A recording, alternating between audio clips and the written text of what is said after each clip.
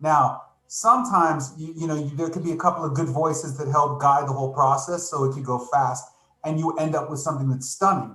But sometimes, because there's so many different people involved and so many different hurdles to decision making, that what you end up with is something that is watered down. And I think that, like, we as consumers sometimes see that stuff and we're like, why does a movie bomb, or why does this, why was the first part of this game, there was, part one was great, but why did part two, like, who made that decision? Probably it wasn't one person.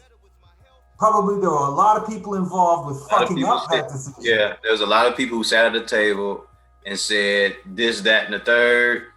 We don't like this, we don't like that. They stripped it down of everything that made it good, and you Right. got a shitty product. Right. So, like, having the right people in the right positions is key to the success in any project, right? And that it doesn't mean that everybody has the right answer. What it means is that people know when to defer, allowing the person who has the right answer to answer the question.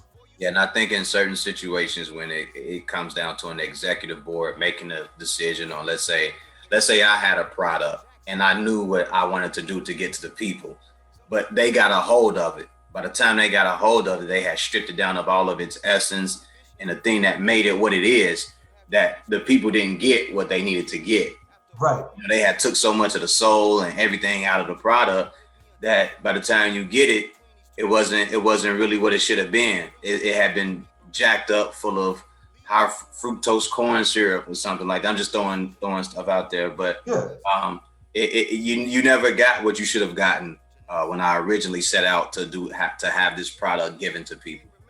So sometimes I run into, okay, I try to approach things with the inverse, the opposite, like an inside out version of what you're talking about, right? So instead of strictly thinking about something, I mean, I might not be, because I'm not a big angel investor, right? Like, I'm a designer, I'm a service provider, I'm not somebody that's putting up the money to fund the project.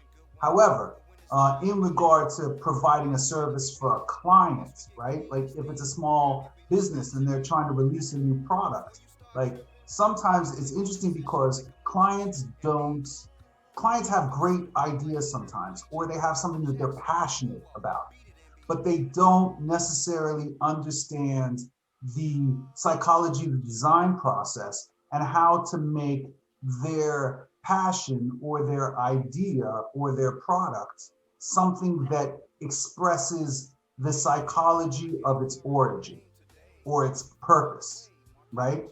And big businesses, big corporations, and big agencies have the luxury of having a team of people to help make those decisions. However, like you said, like, that's where, though, it can get run over by, like, a Chopped up, board of decision makers. chopped up and diluted. Yeah.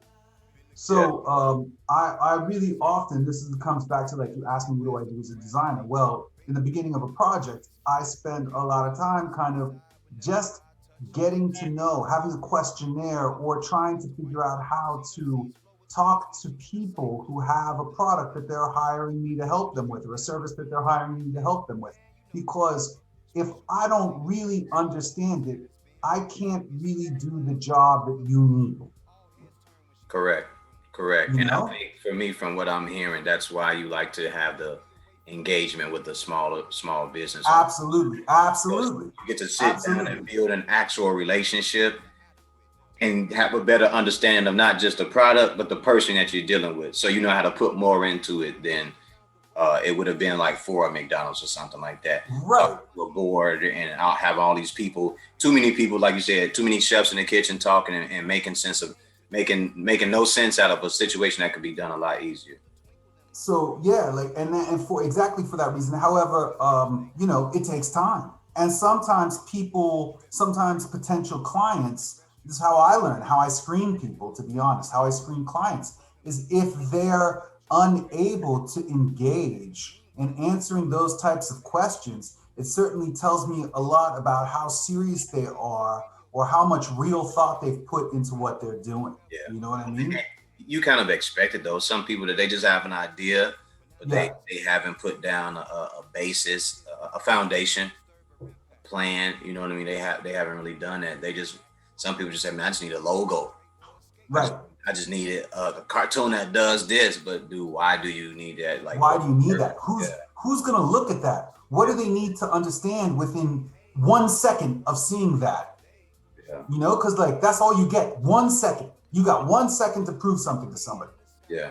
So that better be really impactful in that 1 second.